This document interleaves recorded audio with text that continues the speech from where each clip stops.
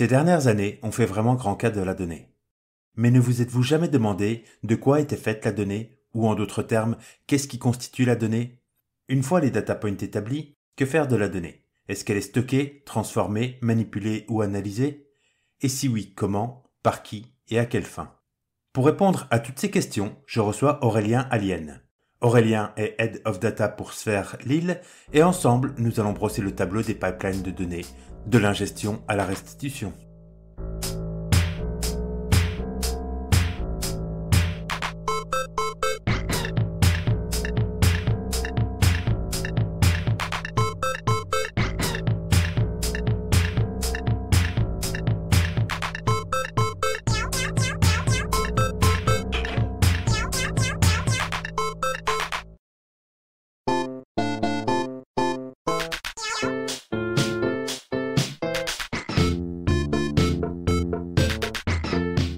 Bonjour Aurélien, bienvenue.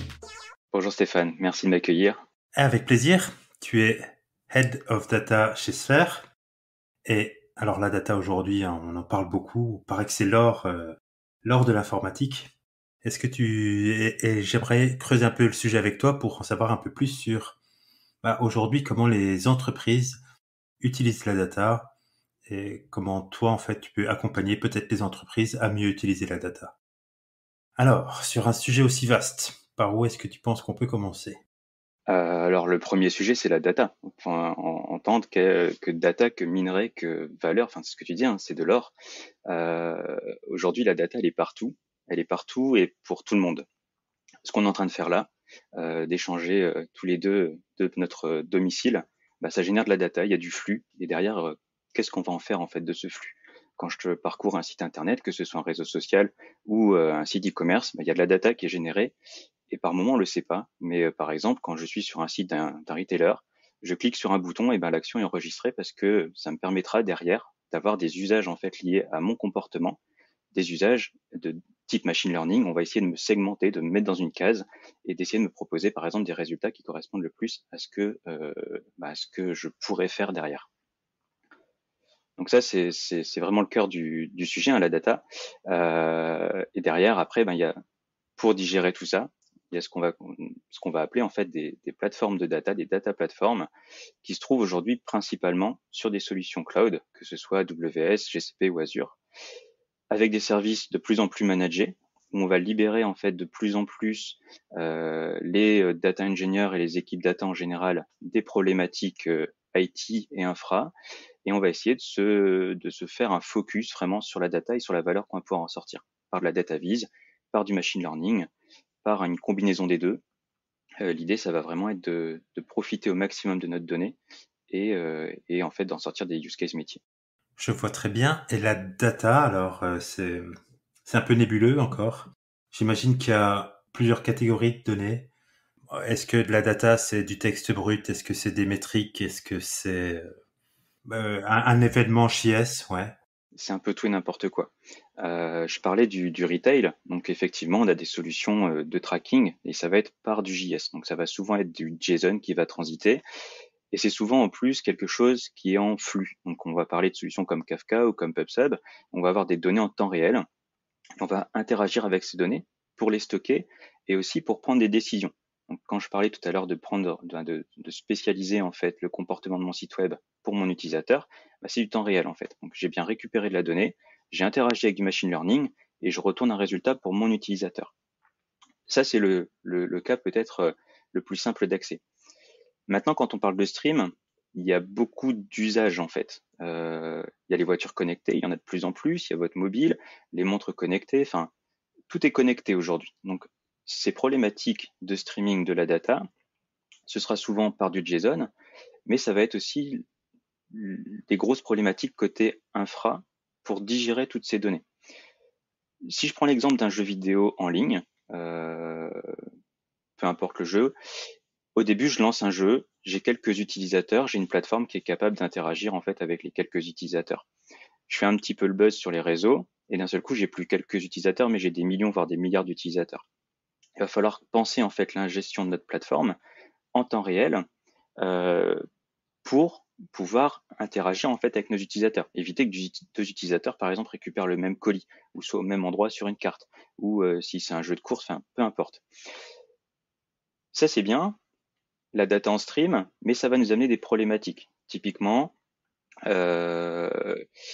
une perte de réseau. J'ai pas envie en fait d'arrêter de jouer quand je perds le réseau. Et donc potentiellement, je vais avoir des données qui vont être perdues sur la chaîne entre mon mobile et la plateforme data. Et donc là, on va passer plutôt sur des choses un peu plus traditionnelles, sur des systèmes en fait de type batch. Et donc, on va charger des données par lot. C'est ce qu'on faisait en fait il y a déjà 40 ans quand on faisait des exports de bases de données et qu'on chargeait ça une fois pour toutes dans un data lake, dans un dataware. Faudra peut-être que je revienne sur ces termes après d'ailleurs. Et on va faire à peu près la même chose aujourd'hui, mais avec des batchs qui seront peut-être un peu plus petits. Mais ça, on sait le faire depuis 40, une quarantaine d'années maintenant. Si je peux t'interrompre, parce qu'on parle d'ingestion de données. La donnée, elle est produite sur mon mobile, sur mon navigateur, peut-être à d'autres endroits, mais on va dire que c'est les points d'entrée les plus classiques pour une application. Ces deux éléments-là vont me produire de la donnée. Et comment elles vont être ingérées? Et c'est donc, tu as mentionné Kafka ou PubSub, mais comment en fait tu fais le lien entre les deux? Alors en fait, aujourd'hui, dans ce que je conseille, c'est d'avoir une isolation parfaite en fait entre la partie opérationnelle et la partie data platform analytics. On va faire le lien justement par ces systèmes type Kafka ou enfin système de streaming par exemple, où on va prendre en flux continu de l'information, on va la stocker telle quelle sur notre solution de data platform. C'est ce qu'on va faire aussi pour les ingestions de type batch. Mes utilisateurs, ils font des transactions en magasin, sur le net, etc. Et ça, c'est très lié en fait à l'écosystème de mon magasin, c'est lié à la gestion de mes stocks, c'est lié à des choses très opérationnelles. Tout ça, je vais l'exporter une fois par jour, par exemple, ou une fois toutes les heures, enfin peu importe mon use case, et je vais pouvoir en fait le copier tel quel dans ma data platform. Une fois que j'ai les données dans ma data platform, je vais pouvoir en faire ce que je veux. Je vais pouvoir derrière construire des dashboards pour faire du suivi en quasi temps réel de mes stocks. Je vais pouvoir entraîner des modèles de machine learning pour décider qu'un utilisateur, il regardera peut-être plutôt ce type de vidéo ou il aura plutôt ce type de comportement. Et à ce moment-là, j'ai vraiment quelque chose de décorrélé, vraiment une isolation parfaite de mon système. Peu importe ce qui se passera sur ma partie opérationnelle, je connais toute l'histoire sur ma data platform. J'ai tout stocké depuis le début de la data platform et je vais pouvoir en fait en tirer parti quand j'en ai besoin, créer de nouveaux usages, modifier les usages courants par le comportement de mes utilisateurs. C'est quelque chose, par exemple, qu'on a vu il y a 2 ans avec le Covid. Des sites de réservation en ligne type Airbnb et autres, leur besoin, c'est de récupérer en fait les comportements des utilisateurs pour leur proposer des logements. Avec le Covid et avec toute cette problématique qu'il y avait, on reste à la maison, etc. On a beaucoup moins loué d'hébergement, ou en tout cas, on a essayé de changer peut-être notre manière de louer quand on a pu sortir de nos domiciles. Et on voulait des choses peut-être plutôt à la campagne, à la place des grandes villes. On voulait des extérieurs, on voulait du grand air.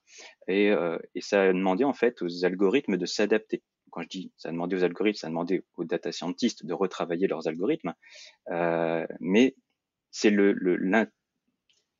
l'important, en fait, ça va être de travailler la différence aussi. C'est pas de se dire on a un algorithme qui fonctionne et donc je le mets en production. Il faut vraiment continuer à récupérer en flux, que ce soit en temps réel ou juste quotidiennement, de l'information pour s'assurer en fait que ce qu'on a mis en production en termes de machine learning soit toujours efficace et produise toujours un résultat satisfaisant pour notre utilisateur. Et donc cette donnée, elle est récupérée entre le front et le back. Si je schématise très très grossièrement, on va dire, ton Kafka, ton PubSub, c'est surtout entre le front-end et le back que ça se passe, ou en fait tu as beaucoup de différents niveaux où tu vas récupérer de la data. C'est un peu partout en fait. Là, on parle de système opérationnel, on parle de front, on parle de back, donc on est déjà par exemple sur un site web, etc. Mais ce dont on n'a pas parlé, c'est par exemple tout ce qui se passe autour, la gestion des logs par exemple. C'est hyper important aussi de suivre par les logs ce qui se passe sur ma plateforme, ça me permettra d'anticiper. Ça me permettra par exemple d'ajouter des VM, des machines virtuelles, quand je sais qu'il y aura un pic d'activité. Ça me permettra de diminuer aussi le nombre de VM quand je sais qu'il ne se passera pas grand-chose. En fait, on va monitorer, on va pouvoir récupérer de l'information de tout ce qui peut produire de l'information. Donc vraiment, la data, elle est partout. Après, il faut porter des choix et se dire, on va aller jusque-là. On pourrait tout stocker, tout récupérer dans notre plateforme data, mais est-ce que c'est vraiment intéressant de garder, par exemple, les logs de mon site e-commerce pendant 10 ans? C'est pas sûr. Par contre, les garder pendant les 2-3 derniers mois, peut-être c'est un intérêt en fait pour justement tirer parti de quelque chose. Il faudra du coup essayer de comprendre déjà où la donnée se produit. Donc on a de la donnée analytics qui vient du site web directement, du parcours d'utilisateur. Il y a les données qui sont produites directement par le back en Java, en Go, peu importe. Et il y a tout ce qui se passe au niveau de l'infrastructure. Il y a tout ce qui se passe aussi au niveau des démarches FinOps. On va essayer de suivre justement les coûts des plateformes. Donc il faut récupérer aussi ce qui tourne, quand ça tourne, à quelle volumétrie ça tourne. Il y a de la donnée vraiment partout, partout. J'ai même, pour illustrer que c'est vraiment partout, j'ai un collègue qui a réussi à connecter sa chaudière. Et de base, c'est pas quelque chose qui est naturel. Enfin, j'y ai jamais pensé. Connecter des ampoules, ça, on le voit bien, ça se fait facilement. Connecter une chaudière, ça commence à être un petit peu tricky, donc faut y aller. Mais ça permet en fait d'optimiser aussi les cycles de chauffage. On pourrait du coup imaginer que demain, les chaudières, par définition, soient connectées, que ce soit pas les thermostats qui soient connectés, mais directement la chaudière. Donc la donnée, elle peut être vraiment partout aujourd'hui. Mhm. Tu fais aussi le parallèle entre la donnée qu'on produit et l'analytique qu'on peut en retirer.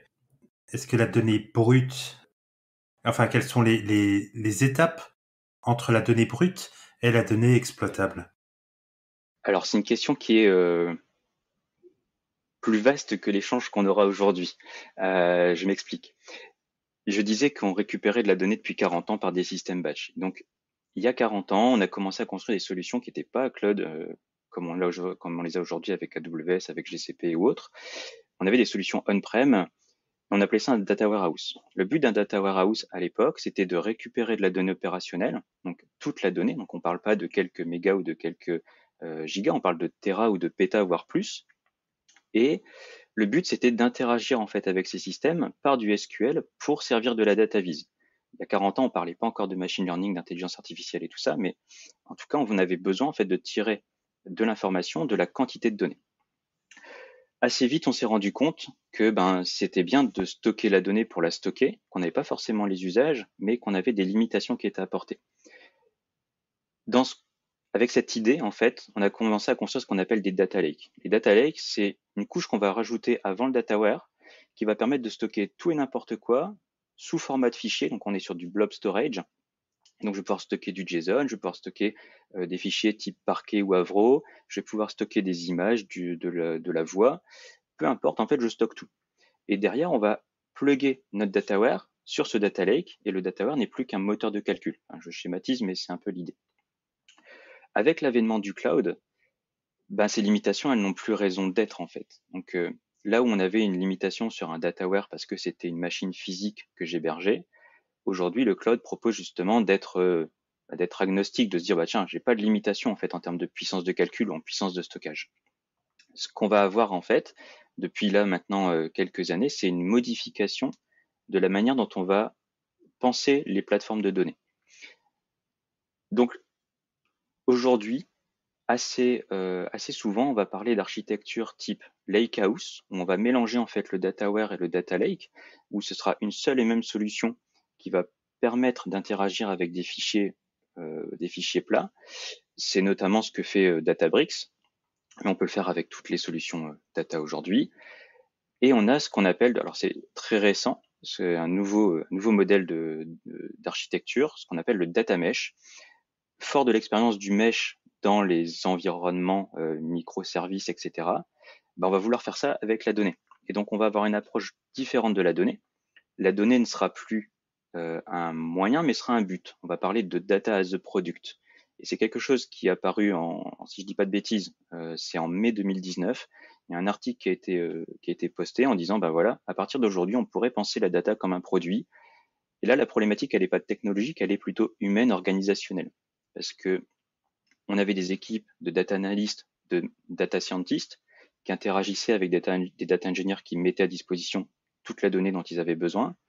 Aujourd'hui, il faut un lead en fait pour piloter ces architectures, pour piloter ces produits. Et c'est un lead métier, c'est un PO qui dit, bah voilà, mon produit, par exemple la gestion des stocks, ça va gérer la partie opérationnelle, mais aussi la partie analytics et machine learning qui est associée. Donc, on a une vision 360 en fait du produit, de son utilisation par nos clients et par les autres équipes IT en fait qui se trouvent autour de nous. Et ça, c'est un gros changement en fait dans l'écosystème data. C'est, comme je disais, très récent. Et je pense qu'on va en entendre de plus en plus parler là dans les années à venir. Alors c'est pas destiné à tout le monde, les petites entreprises n'auront pas besoin de ce type d'approche, mais les grosses entreprises sont déjà en train de migrer vers ces architectures et de modifier le mindset en fait associé à la data. Ok. Alors tu piques ma curiosité parce qu'aujourd'hui tu dis qu'il n'y a pas de limitation, théorique en tout cas, en puissance de calcul, en puissance de stockage, mais en termes de coût et de temps, on a toujours des limitations. Ce que je me demande justement quand on récupère beaucoup de données de différents formats, est-ce que on doit se préoccuper assez vite de la transformer, en tout cas la nettoyer, ou est-ce qu'on la conserve telle quelle au cas où? Alors encore une fois, je vais te dire, il y a plusieurs réponses. Sur l'architecture Lake Warehouse, on va tout stocker tel quel de manière brute en fait sur le lake. Et on va la raffiner cette donnée quand on en aura le besoin dans le warehouse. Donc c'est vraiment par le besoin qu'on va piloter en fait le nettoyage de la donnée, les agrégations, etc. Sur les architectures mesh, donc la next gen des data platforms, toute donnée exposée sera déjà raffinée. Donc il n'y a pas de stockage en fait de la donnée brute. Et il y a l'architecture qui est entre les deux, le lakehouse. Le lakehouse en fait va fonctionner par couche, par layer. Donc on a trois couches qui vont se combiner. La couche de données brutes qu'on appelle bronze, pardon. La couche de données raffinées de qualité. Donc là, si on a besoin, par exemple, d'uniformiser une colonne, etc., c'est là qu'on va le faire. Donc là, c'est la couche silver. Et il y a la couche gold. Tu le disais tout à l'heure, hein, la data, c'est de l'or. Et ben voilà, on est sur cette couche gold. Et donc là, on va répondre à un besoin. Et c'est vraiment le métier, en fait, qui va d'abord exprimer son besoin et les équipes data qui vont essayer d'exposer, en fait, la donnée pour ce métier. Mais oui, enfin, la partie stockage, encore quoique sur le cloud, c'est pas très cher. C'est pas là où il y a le plus de coûts, ce sera plutôt sur la partie processing. Et là, il y a des outils qui sont plus ou moins performants suivant les usages. Ces volumes de données qui ont explosé peut-être au début des années 2010 avec le web ont entraîné différentes solutions pour traiter au mieux la donnée. Donc faire le calcul directement là où était la donnée plutôt que de devoir la rapatrier, etc., etc. Donc ça a toujours été un problème. Et là où tu me parles de choses qui finalement vont amener un résultat quasiment temps réel, j'imagine que le besoin de processing, de compréhension de la donnée est quand même assez immédiat.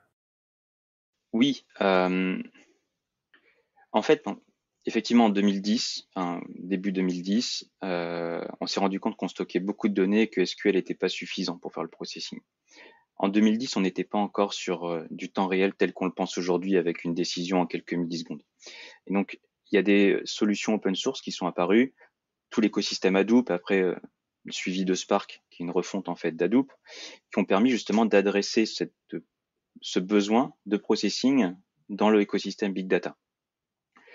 Maintenant, aujourd'hui, en 2022, je dirais pas que Spark est plus d'actualité. Enfin, Spark et l'écosystème Hadoop.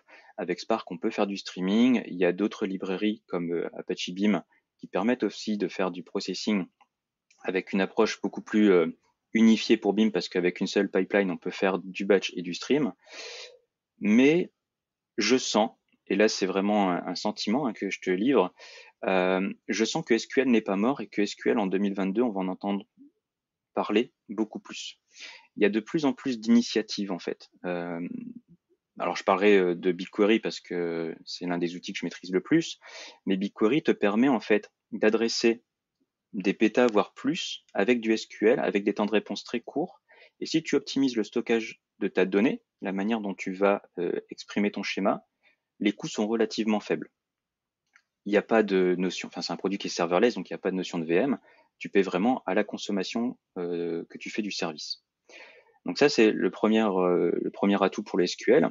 Le deuxième, c'est qu'il y a d'autres solutions en fait du marché en dehors des cloud providers qui se tournent de plus en plus vers ce langage. En 2020, on a commencé à parler de DBT pour Data Build Tool, qui est la possibilité en fait d'orchestrer nos traitements de données, donc ce qu'on appelait les ETL, Extract Transform Load, vers un ELT. On va d'abord loader la donnée et la transformer après via du SQL. Et DBT va nous permettre en fait de faire ça via des fichiers YAML de configuration de manière très très simple.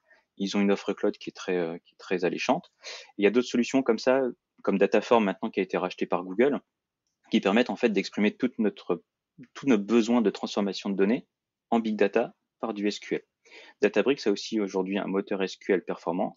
Derrière, c'est transformé en Spark, mais on n'a pas besoin de connaître en fait Spark pour travailler sur des big data avec du SQL. Et je crois que c'est une vraie tendance en fait qu'on va pouvoir suivre là dans les mois à venir, c'est que le SQL, c'est un langage facile d'accès. Qu'on fasse de l'infra, qu'on fasse de la data ou qu'on fasse du dev, le SQL en fait on le connaît, on l'a appris en école ou en université. Et le fait en fait de le mettre à disposition de tout le monde, ça va libérer encore plus d'usages. Parce que c'est aussi un mouvement aussi de libérer les usages et de libérer la data dans les entreprises. Il y a tout ce qui est gouvernance de la donnée aujourd'hui qui est vraiment le cœur en fait des problématiques des architectures data, avec aussi tout ce qui est lié au RGPD et autres, où on veut s'assurer que tout le monde n'ait pas accès à tout. Mais en tout cas, on a envie aussi de libérer parce que ce que je disais, le coût de compute, de processing est de moins en moins élevé parce que les solutions sont de plus en plus optimisées. Ok. Si on essaye de partir sur un cas concret, mettons que j'ai un site de e-commerce et que j'ai envie de tirer avantage des données justement qui sont générées par mon site. Donc aussi bien les ventes, mais les interactions que mes clients ont avec le site ou avec l'application mobile.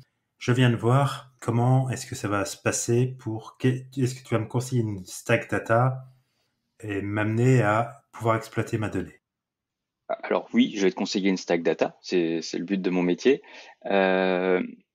Cette stack, elle sera sûrement autour de GCP parce que c'est le produit qu'on maîtrise le plus chez Sphere. Et alors, il y aura pas mal de questions en fait à mettre à lancer en fait avant de construire et de poser des briques. La première question, c'est quelles sont les équipes en fait qui vont pouvoir interagir. Tu parles de e-commerce, mais est-ce qu'on est un gros retailer ou un petit retailer? On va pas construire les choses de la même manière en fait. Ce que je vais mettre en avant et ce que je fais pour les gros et les petits, c'est que je vais plutôt orienter mes solutions vers des solutions managées. On n'a plus envie, en tout cas c'est ce que je ressens chez mes clients, de manager des plateformes Hadoop où il faut choisir telle machine, la configurer avec telle version du logiciel pour être sûr que ça fonctionne, etc. Et donc on va plutôt partir vers des produits complètement managés, comme Dataproc sur GCP ou d'autres ailleurs. Le but, ça va vraiment être de juste interagir avec la donnée. Si on est un petit client, bon petit c'est relatif, mais je vais essayer de pousser un maximum l'usage de BigQuery.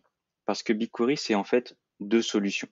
C'est une solution de stockage à l'intérieur qui s'appelle Colossus et une solution de processing qui s'appelle Dremel. Et les deux solutions, elles sont optimisées pour ce qu'elles ont à faire. Donc la première, elle permet de bien stocker les données, de ne pas avoir de perte de données pour un coût relativement faible. Et la deuxième, la couche de processing, ça va me permettre en fait d'interagir avec toute ma donnée en SQL. Et de la même manière, c'est optimisé par Google. Donc j'ai pas besoin en fait de réfléchir à ce qui se passe derrière. Il y a des benchmarks qui sont sortis, et c'est assez facile de les retrouver, où une même requête exécutée il y a, je sais plus, je crois que c'est il y a 5 ans, et exécutée aujourd'hui, les temps en fait de réponse sont divisés, si je dis pas de bêtises, c'est par 10 pour le même coût en fait en tant qu'utilisateur. Il n'y a pas eu de surcoût en fait BigQuery, ça n'a pas évolué dans le pricing. Donc ça c'est pour les usages qui pourraient y répondre. Maintenant on peut pas tout faire avec BigQuery, c'est pas magique. Tout ce qui est streaming par exemple, connecter un Kafka, on parlait de Kafka tout à l'heure, à BigQuery, c'est pas faisable en l'état. Il n'y a pas quelque chose d'auto-configuré. Donc on va avoir besoin d'une brique de processing au milieu. Et ce que je conseillerais plutôt, c'est des briques type Dataflow sur GCP. Dataflow, c'est un runner de Apache Beam, donc on reste sur une solution open source. Mais le moteur de Dataflow est optimisé par Google pour Beam et va nous permettre en fait de faire de l'ingestion en temps réel et stocker l'information dans BigQuery. Tout ça de manière serverless. Donc encore une fois, j'ai pas besoin de penser l'infra en fait. Je déploie juste mon code. C'est du code Python ou du code Java. Il y a une initiative en Go, mais c'est pas encore prêt pour la production. Mais l'idée, ça va vraiment être d'utiliser en fait ces plateformes serverless, ces outils serverless, et de faire un vrai focus sur le code, sur la valeur ajoutée de mes data engineers, de mes data scientists, pour éviter en fait de perdre trop de temps sur l'infra et sur tout ce qui n'a, alors c'est entre guillemets, ce qui n'a pas de valeur en fait. Donc faire des montées de version sur un cluster cube dans la data, ça n'a pas trop d'intérêt. On est obligé de passer par des personnes qui gèrent ça. Donc ça rajoute de la latence en fait sur ça. Et là, enfin, d'utiliser ces produits serverless, ces produits managés, bah, ça nous libère en fait de toute cette problématique d'infrastructure et on va pouvoir travailler très rapidement notre donnée, on va pouvoir se tromper, on va pouvoir adapter aussi notre code par rapport à ce qui est produit du côté opérationnel sans être tributaire d'une roadmap d'une autre équipe ou d'autres personnes, de disponibilité d'autres personnes. Et c'est vraiment ça que je vais essayer de pousser. Toutes les réponses là que j'ai pu construire depuis le début du Covid, c'est à peu près ce que j'ai pu faire. Mettons que je sache pas exactement quoi tirer de mon site marchand. Est-ce que tu es en mesure d'aiguiller ou est-ce qu'il faut déjà que moi, de mon côté, je vienne avec une demande très précise ou alors est-ce qu'il y a quand même des cas d'usage assez fréquents en fonction de justement, t'as un site de e-commerce ou t'as un forum ou peu importe en fait ce que j'utilise. Est-ce qu'il y a quand même des choses qui seront toujours à peu près les mêmes pour chaque use case ou alors chaque cas est différent? Alors, dans le commerce, dans le retail en général, il y a des choses qui vont être naturellement la même chose. Enfin, suivre le parcours d'un utilisateur, essayer d'avoir une vue 360. Alors, c'est ce qu'on essaie de faire de plus en plus. La vue 360, c'est suivre le comportement d'un utilisateur en magasin et sur le e-commerce et d'essayer d'avoir quelque chose d'homogène en fait entre tout ça et de vraiment comprendre en fait mon client. Donc ces choses-là, en fait, ça va être assez générique. Le suivi des stocks, le suivi des transporteurs, des commandes, etc. C'est quelque chose qu'on retrouvera toujours dans l'e-commerce. Maintenant, il y a des marchés qui sont plutôt des marchés de niche, comme le marketing, par exemple. C'est beaucoup plus difficile d'avoir des patterns préétablis. Et c'est aussi beaucoup plus difficile de trouver des métiers, enfin, les métiers de data analyst, qui comprennent déjà la donnée qui est produite par les systèmes marketing. Et donc, c'est des personnes qui vont être très spécialisées, qui ont une forte appétence pour la compréhension de la donnée, pour faire parler la donnée. Mais c'est un métier différent, en fait. Il y a plusieurs casquettes dans les équipes data. Et chaque métier est très spécialisé, en fait, dans sa coloration.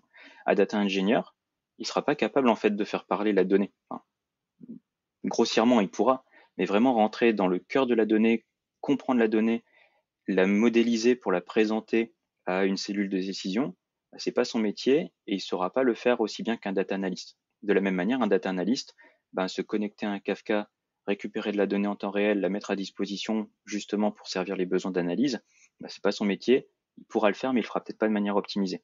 Donc, le but, c'est vraiment d'avoir des métiers très spécialisés dans les équipes data qui sont capables d'interagir entre eux pour apporter des réponses. Et on a du coup des personnes qui sont des data analysts très retail, des data analysts très marketing ou peu importe en fait le métier de l'entreprise dans lequel on intervient. Mhm. Je vois. Mais après, tu m'as dit faire parler la donnée. C'est intéressant comme terme. Est-ce que je retire justement ce que j'ai à retirer de la donnée? C'est-à-dire que tout est passé par ma chaîne de data engineer, data analyst. Eux, après, comment est-ce qu'ils font parler justement cette donnée? Quel est le rendu au final? Donc, on a parlé évidemment de data viz et de ML. C'est principalement ça ou il y a d'autres manières de présenter la donnée? Alors il y a la data vis, c'est vraiment la science de l'exposition de la donnée.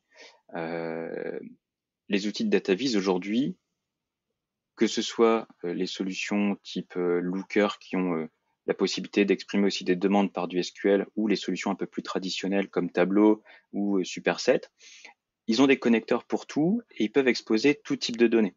Avant, on était assez limité, on avait des tableaux et des graphes. Maintenant, on peut exprimer par des cartes. Enfin, il n'y a pas de limitation en fait à l'expression. Donc, c'est vraiment par ces outils qu'on va pouvoir présenter l'existant de la donnée, l'historique. Et donc, très facilement, si je veux dire, je veux suivre l'évolution de mes produits sur les 6 derniers mois pour prédire, en fait, pour anticiper les commandes à réaliser pour servir mes utilisateurs, c'est par ce biais-là en fait que je vais passer. Le machine learning, c'est l'inverse en fait. C'est que je vais utiliser les données pour prédire un comportement futur. Et donc je fais pas je fais pas le constat en fait de ce qui s'est passé, c'est que je vais utiliser ce qui s'est passé comme un levier pour prédire le futur.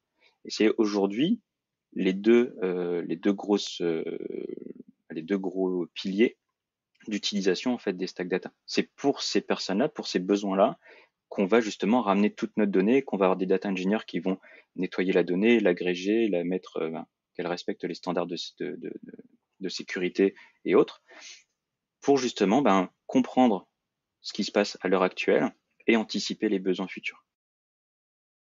D'accord. Tout ce parcours de la donnée, on va dire, si je prends encore un cas précis, j'ai toujours mon site de e-commerce et je vois que il y a beaucoup de personnes qui viennent sur un article et il y en a très peu qui finissent par l'acheter. Est-ce que avec un pipeline de données, je serais en mesure de comprendre, par exemple, pourquoi, à ce moment-là, j'ai plus d'engagement de la part de mon utilisateur? Est-ce que ça, par exemple, ça peut être tiré de la donnée ou c'est encore trop subjectif? Alors, je dirais pas que tu pourras le comprendre parce que il y a une partie qui est liée au comportement de mes utilisateurs et donc à leurs sentiments vis-à-vis du produit. Par contre, tu vas peut-être pouvoir la mettre en corrélation avec d'autres produits. Effectivement, enfin, je prends par exemple un cas assez récent. On a vu avec le Covid, il y a eu une problématique de livraison en fait de certains matériaux. Et donc par exemple, la construction de vélos ou la mise à disposition de pièces détachées de vélos, c'était très compliqué. Et encore aujourd'hui, ça n'a pas repris vraiment le flux. Et donc si je fais le constat par exemple que mes utilisateurs ont tous été sur le vélo rouge, mais que personne n'a acheté, c'est peut-être parce qu'il n'y avait pas de stock. À l'inverse, peut-être qu'il y a du stock, mais que le vélo bleu, en fait, il sera disponible dans une semaine, il est quasiment au même prix, et en plus, il est mieux. Et ben, peut-être que c'est ça, en fait. Donc, le but, c'est pas de comprendre le, d'avoir le sentiment de l'utilisateur, c'est de mettre, en fait, en perspective ça au niveau un peu plus global, en fait. Et effectivement, mes utilisateurs, ils transforment pas sur le rouge, mais s'ils transforment sur le bleu, c'est tant mieux pour moi. Ils transforment quand même. Donc, il y a plein de données comme ça, en fait, qu'on va pouvoir euh, croiser, et le fait de les croiser, ça va nous permettre d'avoir la big picture en fait de ce qui se passe vraiment. Là où ce serait problématique, c'est que tous mes utilisateurs, tous mes clients viennent voir les vélos, mais que personne n'achète, qu'il n'y a pas de transformation derrière. Là, il y a peut-être un vrai problème. Alors, ce sera un problème sur la gamme, sur la marque, un manque de confiance. Il s'est peut-être passé quelque chose sur les réseaux sociaux. Et encore une fois, ça, on peut le croiser aussi. Peut-être un bad buzz, impliquerait une perte en fait du taux de transformation parce qu'on n'a plus confiance dans la marque. Donc du coup, il faudra peut-être retravailler le marketing, etc. Mais le but, ça va vraiment être de comprendre au total de toutes les données que j'ai à disposition, ce qui peut se passer, et essayer d'avoir des actions positives et de suivre en fait le monitoring en fait. C'est pas du monitoring, mais suivre l'évolution en fait des chiffres pour voir si ça a un impact ou pas. Et par rapport à la data, qui est en fait est le demandeur de la data? Là, tu vas mettre tout un process en place pour traiter la data et arriver à en tirer du sens, la faire parler. Et qui est ton premier client, je veux dire, en termes de quelle équipe? C'est plutôt des chefs de produits qui veulent mieux comprendre justement ce qu'ils ont mis en place. Est-ce que je sais pas quel autre type de personne? Ouais, ça peut être ça en fait. Ça dépendra vraiment des données et des usages en fait. Euh, un chef de produit qui a changé la manière dont il exposait la donnée sur son site e-commerce ou via les rayonnages en magasin, il a envie de voir s'il y a une transformation derrière. Est-ce que ça change quelque chose dans le comportement de mes utilisateurs? Donc il peut venir et aller nous demander en fait de mettre à disposition cette donnée. Un autre côté, ça peut être le data scientist aussi. Il a entraîné un modèle, il lui manque des données, il le sait pertinemment qu'il lui manque des données, et il va se mettre en quête en fait de données qui lui manquent. Ce qu'on va mettre à disposition du coup de nos utilisateurs, c'est plutôt que d'interagir directement avec les équipes data engineering, c'est de mettre un outil en fait de search au milieu, on appellera le data catalogue, qui va exposer toutes les données qui sont à disposition en fait dans la plateforme data. Et donc mon data scientist, s'il a besoin, je sais pas, des images de tous les produits du catalogue, eh ben il va avoir un moteur de recherche type Google. Il va taper produit image et on va le rediriger vers les bons datasets qui contiennent les informations. Si l'outil de data catalogue est bien fait, il pourra demander à avoir accès à la donnée. Il aura tout un schéma qui explique ce qu'il y a dans la donnée, etc. Et le propriétaire de la donnée pourra lui donner accès ou non, suivant le cas et suivant les données qui sont derrière. Au niveau de ma stack applicative, est-ce que je peux bénéficier d'analyse de data sans changer ma stack, ou est-ce que j'ai des changements à apporter particuliers à ma stack applicative? Quand tu parles de stack applicative, je suppose que c'est la stack de ce que tu exposes à tes clients. C'est ça, je vais Ton prendre un e-commerce, schéma etc. voilà, très classique, un front, un back, peut-être une DB, mais classique. Si on utilise les choses, les technos d'aujourd'hui, non, il n'y a rien à changer.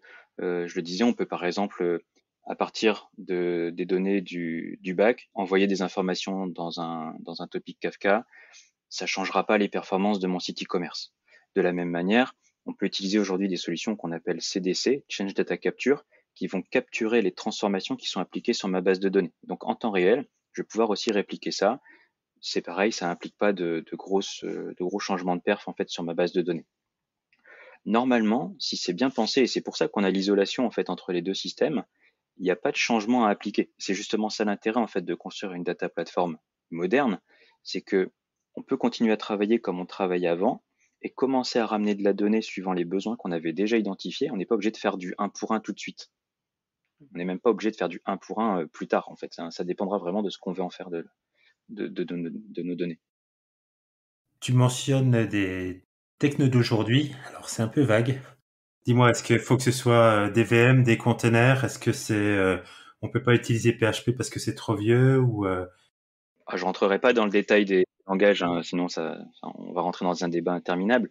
Mais aujourd'hui, c'est pas les langages ou c'est pas la manière dont on héberge les composants qui va vraiment avoir d'impact. L'impact premier, c'est la manière dont on va accéder à la donnée.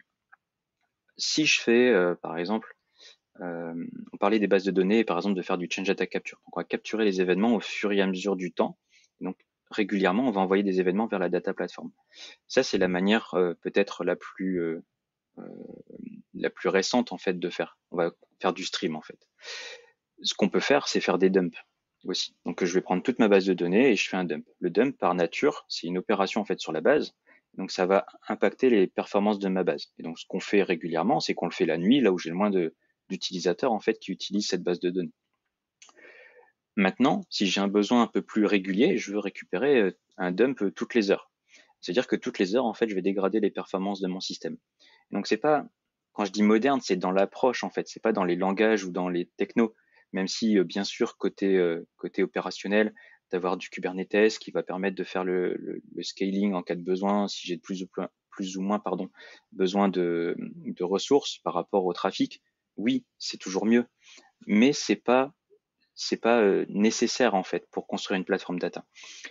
C'est pour ça qu'il y a cette séparation et qu'aujourd'hui des retailers peut-être ou des entreprises qui sont déjà établies peuvent passer sur des systèmes cloud avec des data platforms modernes, complètement managés, etc., sans que ça impacte les systèmes plus vieillots qui ont peut-être 20 ans par exemple. Et on a aujourd'hui des clients qui, on le sait, ont des systèmes en prod, qui envoient de la donnée tous les jours, qui stockent ça dans un cloud storage ou dans un bucket S3, mais on ne sait pas qui propose ce service en fait. On n'a plus de porteur de l'information, donc on ne sait pas où le service est hébergé vraiment, on ne sait pas s'il y a un GitHub ou un GitLab qui est associé, on ne sait pas qui avait développé la solution. Et dans certains cas, on ne sait même pas si c'est encore utilisé, même côté data analyse. Donc, c'est pour ça qu'aujourd'hui, on va plutôt essayer d'avoir cette approche un peu normative avec un data catalogue qui exprime quelle est la donnée, qui produit cette donnée et qui consomme cette donnée. Ça permettra, en cas de changement, d'avertir les consommateurs et le jour où il n'y a plus de consommateurs, ben, peut-être d'arrêter le service. Ok, mais alors ça me paraît compliqué peut-être, en tout cas de mon point de vue, cette histoire de data catalogue. J'ai un front qui tourne, qui me génère de la donnée, donc ça va être, je sais pas, un stream d'event.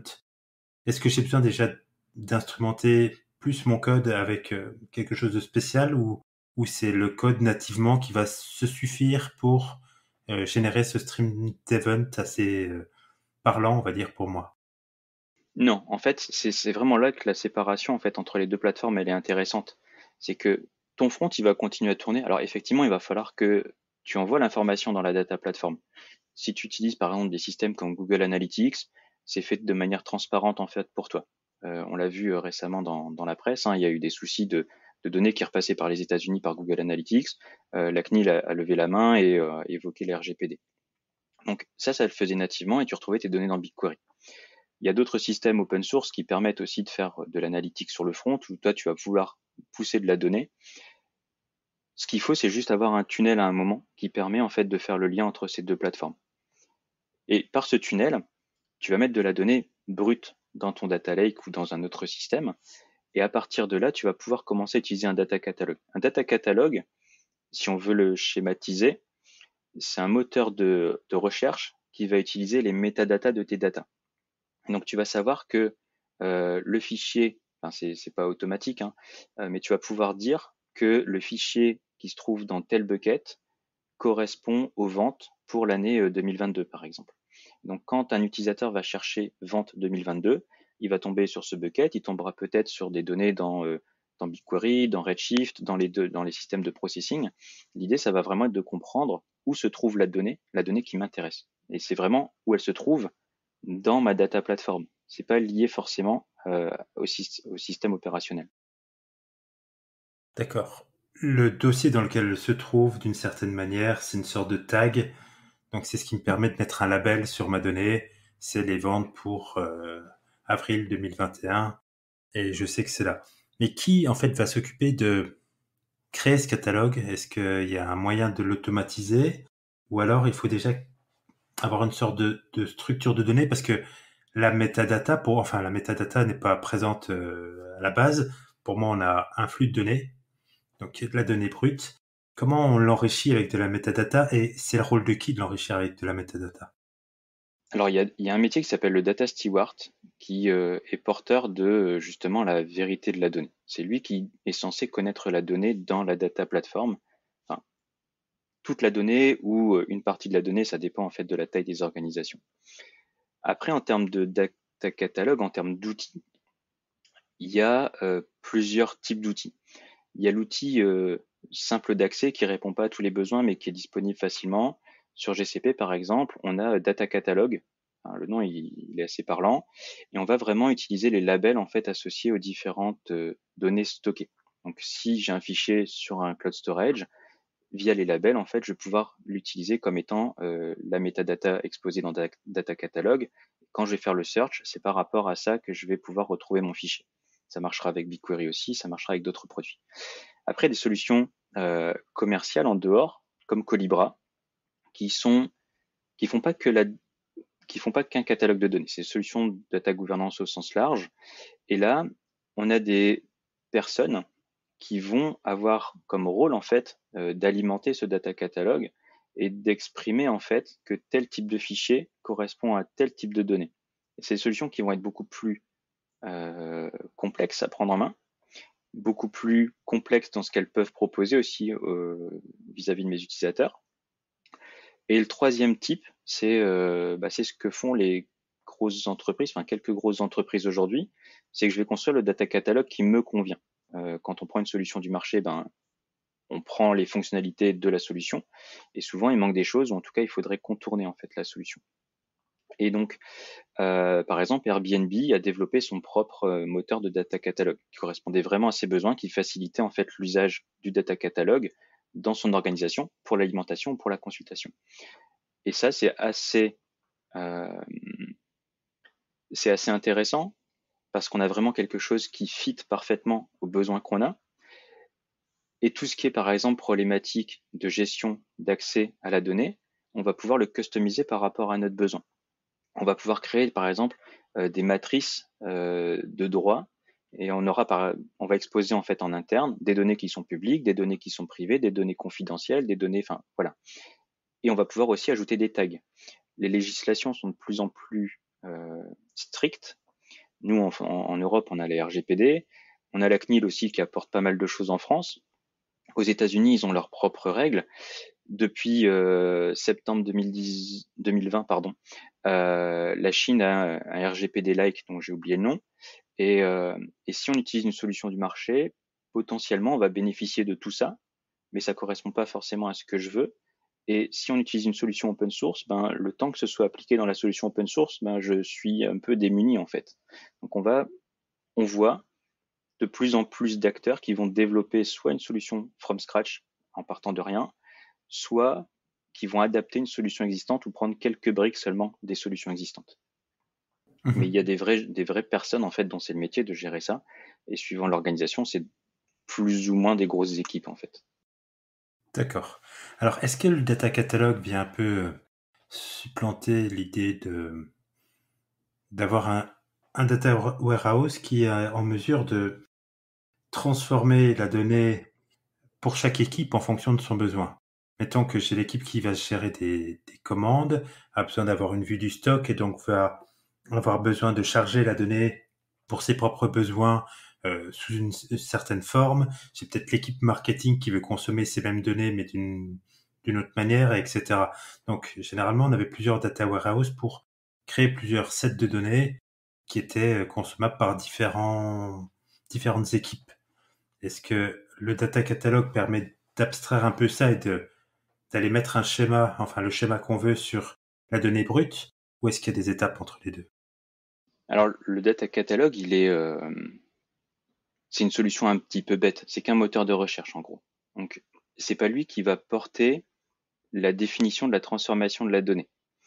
Maintenant, si une équipe qui veut qui veut construire un dashboard de vente a besoin de la donnée sous un certain format, l'équipe qui est chargée justement de construire ce dashboard va utiliser le data catalog, va voir que les données de vente elles se trouvent dans tel dataset ou sur tel fichier, va regarder la tête du schéma et va se dire en fait ça correspond pas à mon besoin. Et donc là on va pouvoir interagir, enfin les équipes de data analyse vont pouvoir interagir avec les équipes de data engineering pour dire voilà, vous exposez la donnée sous ce format-là, mais ça correspond pas vraiment à ce qu'on veut. Est-ce que c'est possible en fait d'avoir un schéma particulier pour notre usage qui corresponde vraiment à ce que nous on a besoin d'exposer dans ce dashboard? Là, on rentrera dans une politique un peu projet où si on a des roadmaps, si on est sur des cycles Scrum, etc. Est-ce que c'est faisable facilement ou pas? Ça dépendra des organisations, de la manière dont on travaille en fait. Mais le data catalog n'est que le reflet de ce qui est stocké à l'instant T. Donc c'est pas lui qui porte les transformations. Il y a un autre concept et on en ajoute énormément. C'est la foire au concept. C'est le data lineage. Et c'est ce que tu veux en fait ici, c'est te dire ma donnée elle arrive à un endroit sous format brut, donc dans mon data lake, et elle est exposée à un moment à des utilisateurs par le dataware. Quel est le chemin en fait que ma donnée a suivi pour arriver de la source jusqu'à la destination? Quelles sont les transformations qui ont été établies, par où elle a été stockée, etc. Ça, c'est ce qu'on appelle le lineage. Et certaines solutions de data catalog sont capables d'exposer le lineage. Et donc, quand mon analyste souhaite accéder aux données de vente, il va trouver le bon dataset et il va être en capacité de se dire aussi, tiens, il est passé par telle étape de transformation, ça a été stocké à tel endroit au milieu du processing, et à la base, ça venait du data lake. Et donc, il sait que dans le data lake, il y a peut-être quelque chose de différent, en fait, et que la donnée qui lui manquait, elle est présente, mais juste pas utilisée, en fait, dans le dataware. Est-ce que ça veut dire que dans ces étapes de transformation, est-ce qu'on est obligé de répliquer à plusieurs endroits différents la donnée, ou alors on part toujours de la même source et on applique en fait une transformation quasiment à la volée pour un besoin précis? Alors, on a un principe de single source of truth qui va te dire la donnée, la vérité, c'est cet endroit-là. Donc, quand tu as un pattern data lake, dataware, c'est le data lake en fait qui est la vérité.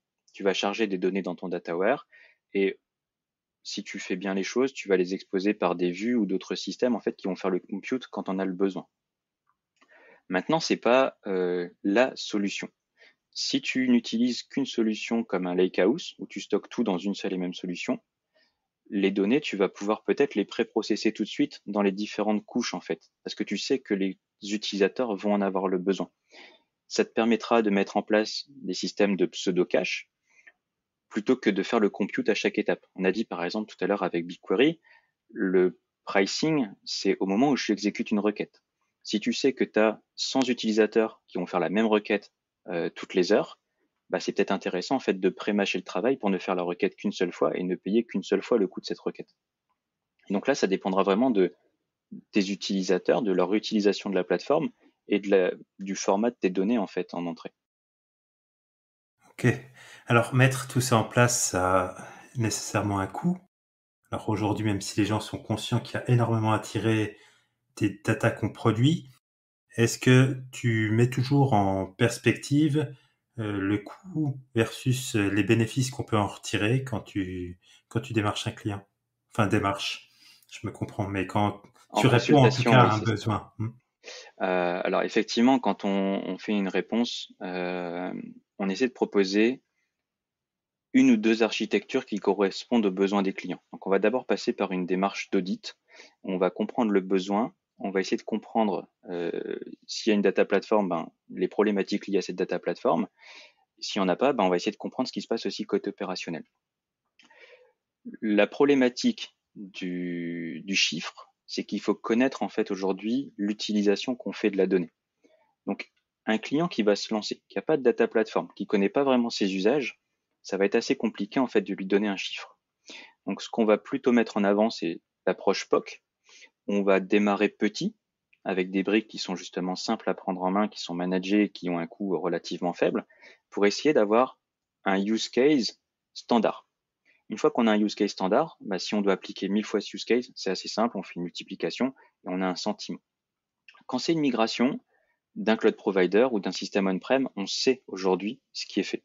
Et à partir de là, c'est plus simple en fait de mettre en place une calculatrice qui va nous permettre de faire une estimation du shift de plateforme. Maintenant, la plus grosse incertitude, elle n'est pas sur la plateforme, mais elle est sur l'humain. Si je mets, si j'ai une équipe en fait en interne de X personnes, ou si je gère tout par de la prestation, ce sera pas forcément les mêmes coûts aussi. Donc ça, on essaie aussi de sensibiliser les clients, alors en leur expliquant que ben la plateforme c'est bien, mais il y a d'autres coûts associés. Il y a aussi les coûts de run. Ben si mon système est toujours en carafe et qu'il faut faire de la maintenance tous les jours, ben c'est de l'argent que je perds aussi. Et ça rentre dans une démarche un peu plus globale aussi qu'on essaie de porter chez Sphere, c'est la démarche FinOps. On va essayer en fait de piloter le budget par le produit. Donc plutôt que de dire bah, à la fin du mois ça coûte autant, on va essayer de comprendre ce que sont les autant, où l'argent a été dépensé, pourquoi, et de suivre en fait de monitorer le billing par l'usage de la plateforme. Et ça c'est une démarche qui est assez nouvelle, on n'est pas les seuls à utiliser ça, hein.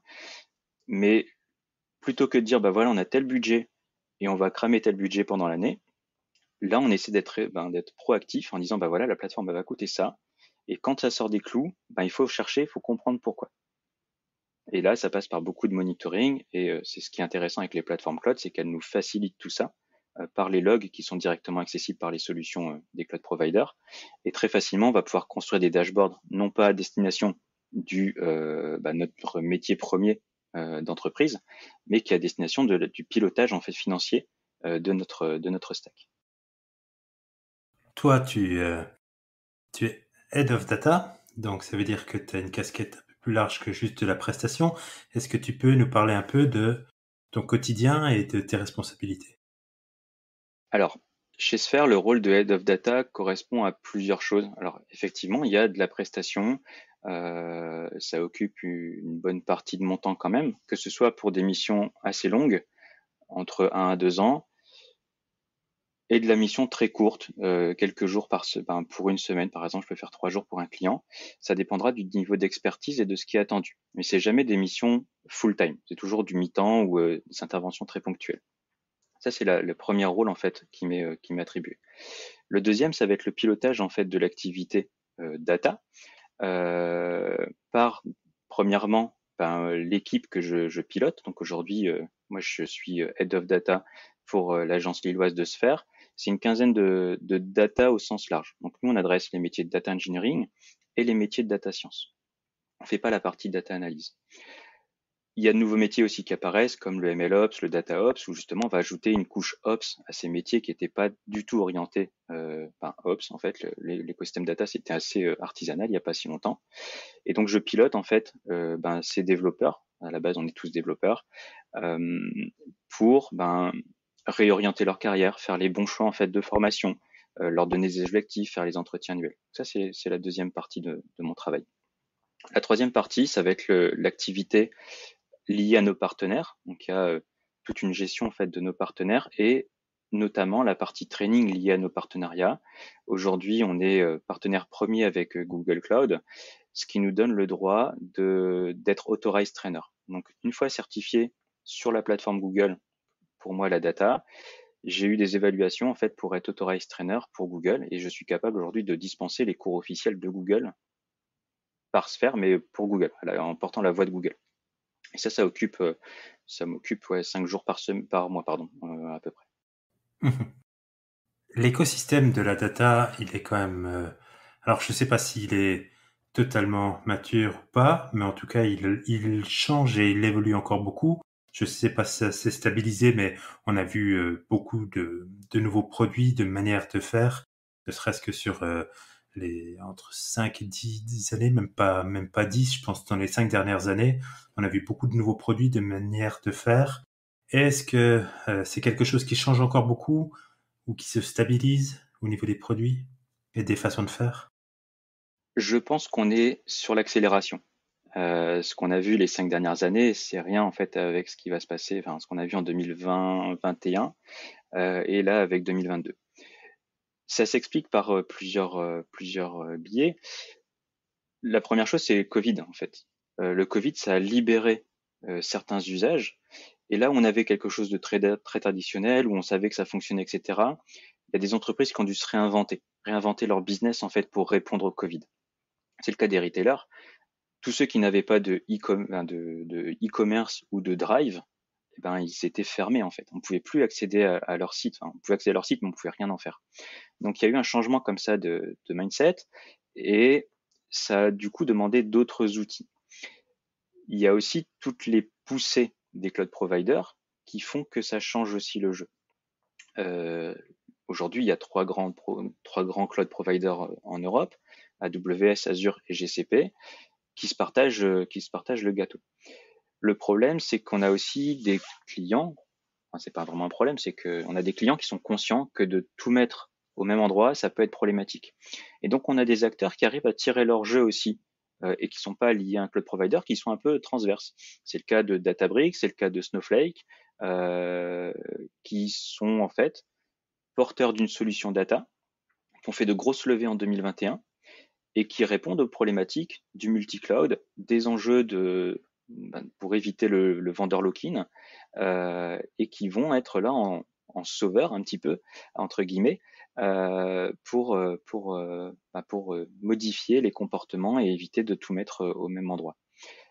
Il y a beaucoup de petites librairies aussi qui apparaissent, qui répondent à pas mal de besoins. J'ai parlé de DBT, c'en est une parmi tant d'autres. Et après, il y a tout ce qui est autour de l'industrialisation en fait de notre donnée. Il y a de grands mouvements aujourd'hui qui parlent de qualité de données. Qu'est-ce que la qualité de la donnée? Comment on fait? Jusqu'à maintenant, on utilise beaucoup de petits scripts à droite à gauche. Comment les solutions open source en fait vont pouvoir nous aider à faire ça? Donc il y a plein de choses qui se passent. C'est hyper intéressant quand on est dans cet écosystème parce que ça se réinvente quasiment tous les jours. Ça bouge très vite. Il faut se former très vite. Il faut faire attention de ne pas tomber dans les problématiques du buzzword et de foncer tête bêche en fait sur les nouveaux sujets. On parlait du data mesh tout à l'heure, qui est une architecture qui peut répondre à des problématiques. Ça répondra pas à toutes les problématiques. Et 2019, c'est assez nouveau. Donc, il faut prendre aussi un peu de recul. Mais en tout cas, ça bouge beaucoup. J'en discutais, en plus, c'est rigolo parce que j'en discutais avec un collègue cette semaine où je comparais en fait la data au JavaScript il y a quelques temps où on avait une librairie quasiment toutes les semaines. Enfin, c'était ce qu'on avait comme idée. Et c'est à peu près pareil en fait. Aujourd'hui, il y a une communauté data en France qui est assez qui est très qualitative. Et quand on échange en fait avec ces personnes-là, on se rend compte que même si on a déjà notre vision, eux ont d'autres connaissances, d'autres librairies, d'autres outils. Et en fait, on se rend compte qu'on sait rien et que ça bouge tellement vite qu'on a raté peut-être un train parce qu'on était une semaine en vacances. Enfin voilà, il se passe tout le temps quelque chose et c'est vraiment, c'est un shift de carrière que j'ai effectué maintenant il y a 4 ans et je regrette pas du tout. Je regrette pas du tout. Oh, en effet. Une dernière question. Si j'ai envie de me lancer dans les carrières de la data, c'est quoi le background ou la voie royale qu'il faudrait avoir? Alors la voie royale, je pense pas qu'il y ait une voie. Aujourd'hui, la data, c'est beaucoup de SQL, beaucoup de Python et une tête bien faite. Donc je pense que un développeur qui est assez bon en algorithmie, en sens large, hein, il faut pas forcément être docteur en je sais quoi, mais quelqu'un qui se débrouille, qui a la tête bien faite, qui a envie de jouer un petit peu avec du Python, etc., qui est bon dev back par exemple, bah ça peut le faire. Il n'y a pas besoin forcément de connaître des librairies de processing très avancées, de connaître le cloud. Ça peut s'acquérir en fait par la formation, sur le tas aussi, avec des mentors.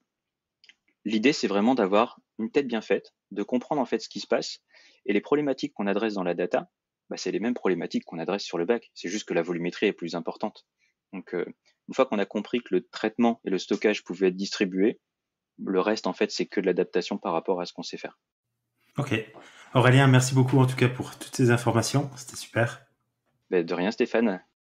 Retrouvez Aurélien sur Twitter @snork SN0RKS et Sphère sur sphère.com/fr.